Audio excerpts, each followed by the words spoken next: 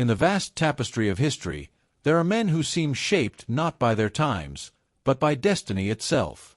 Men whose lives carry the weight of nations yet unborn, whose choices echo through centuries. George Washington was one of those men. Born a British subject in a distant colony, he would rise to command ragtag militias against the greatest empire on earth. He would lead a revolution with little chance of victory. And when power finally rested at his feet, when he could have made himself king, he chose instead to step away, leaving behind not a crown, but a republic. This is the story of George Washington, the soldier, the general, the reluctant statesman, and the man who became the father of a nation. The making of a Virginian gentleman. George Washington was born on February 22, 1732, in Westmoreland County, Virginia, into the modest gentry class of planters. His family wasn't among the richest, but they carried a sense of pride in their name, and young George was raised with the values of discipline, honor, and duty. His father, Augustine Washington, died when George was only 11 years old. From that moment, George grew up without the guiding hand of a father, relying on his elder half-brother, Lawrence, who became both mentor and model. George's education was limited compared to the great thinkers of his age.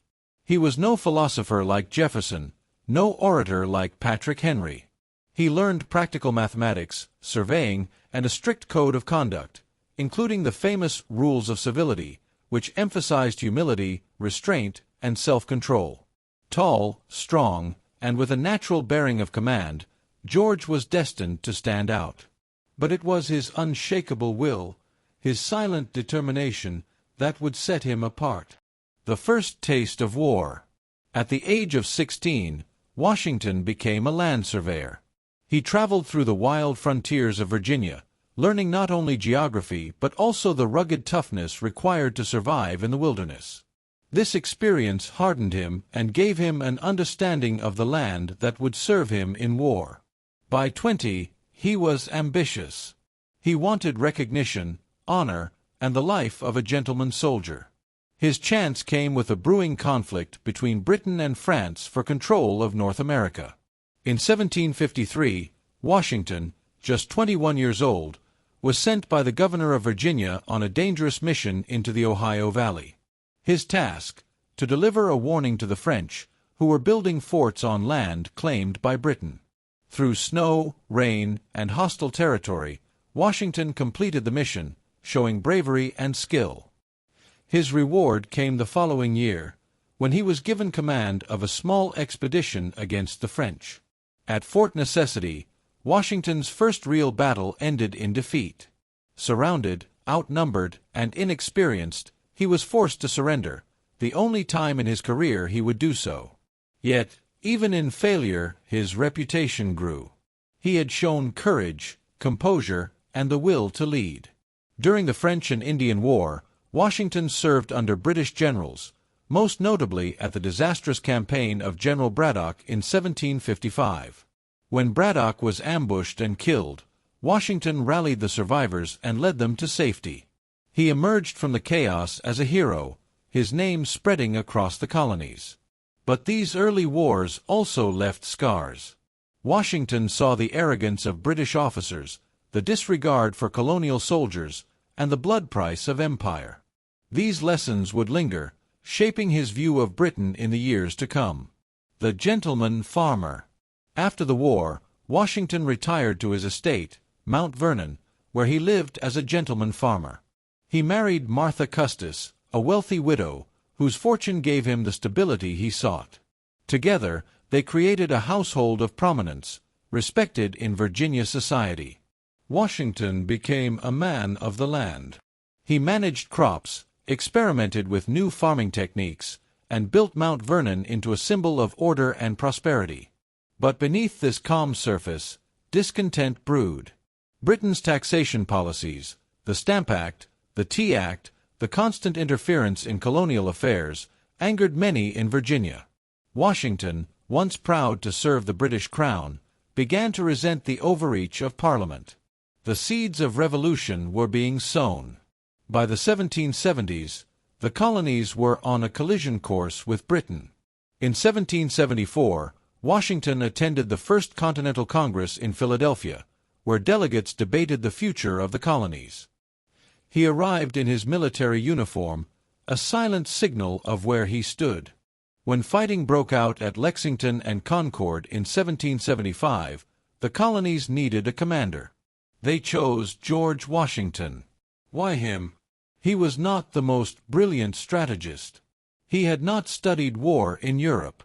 But he was a Virginian, a man who could unite North and South, and he carried with him the reputation of honor and steadiness. Washington accepted with humility. He did not seek glory, but he would not shrink from duty. Washington took command of the Continental Army outside Boston. What he found was chaos, farmers and militias with little training, poor supplies, and low discipline. Yet, with patience and determination, he began to mold them into an army. The British evacuated Boston in 1776, but soon struck back in New York. Washington suffered defeat after defeat: Brooklyn, Harlem Heights, White Plains. His army dwindled, morale sank, and many believed the cause was lost. But Washington refused to break. In the darkest winter of 1776, he struck back. On Christmas night, he crossed the icy Delaware River with his soldiers and surprised the Hessian garrison at Trenton. It was a small battle, but a thunderous message: the Revolution was alive. From Trenton to Princeton, Washington kept the flame of independence burning. His strategy was not to defeat Britain outright, but to survive, to wear down the empire until it tired of war. The true test of Washington's leadership came at Valley Forge in the winter of 1777–78. His army, cold, hungry, and sick, faced starvation. Thousands died. The dream of liberty seemed close to collapse. But Washington did not abandon his men. He walked among them, shared their hardships, and gave them hope. With the arrival of Baron von Steuben, a Prussian officer, the army was drilled into a more disciplined force. Valley Forge became not the grave of the Revolution, but its rebirth. The war dragged on, year after year. Washington endured criticism, plots, and betrayals, even from his own officers. But he held firm. In 1781, fortune turned. With the help of France, Washington marched his army south to Virginia. At Yorktown, he trapped the British forces under General Cornwallis. After weeks of siege, Cornwallis surrendered. The Revolution was won. Against all odds, George Washington had led a nation of farmers and rebels to victory over the most powerful empire on earth. At the war's end, Washington could have seized power. His soldiers adored him. Many whispered that he should become king. But Washington refused. In 1783, in a dramatic moment, he resigned his commission and returned home to Mount Vernon. He laid down power when he could have held it, a gesture that stunned the world. King George III himself, upon hearing of it, said, "If he does that, he will be the greatest man in the world." The Revolution was over, but the nation was fragile. The Articles of Confederation were weak. States quarreled, debts mounted, and chaos threatened the dream.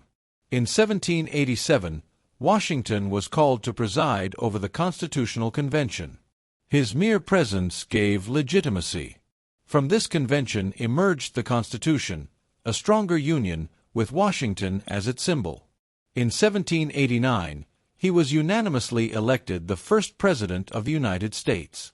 Washington entered office with no precedent. Everything he did would set the pattern for the future.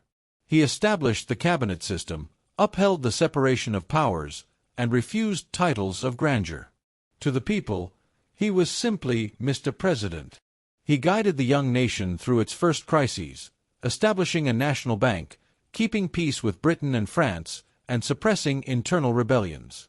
He sought always unity, fearing division above all else. After 2 terms, he stepped down. His farewell address warned against political parties, foreign entanglements, and the dangers of division. His words remain prophetic to this day. Washington returned to Mount Vernon, hoping for peace. But duty never left him. In the late 1790s, when war with France loomed, he briefly returned to command, though he never fought again. On December 14, 1799, George Washington died after falling ill. He was 67. The news spread across America and the world.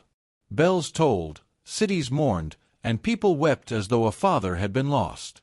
He left no crown, no dynasty, only a legacy of service, restraint, and the vision of a republic. George Washington was not a perfect man. He owned slaves, struggled with ambition, and made mistakes. Yet his greatness lay not in perfection, but in his choices. At every turn, when power beckoned, he chose duty. He fought for a nation when it barely existed.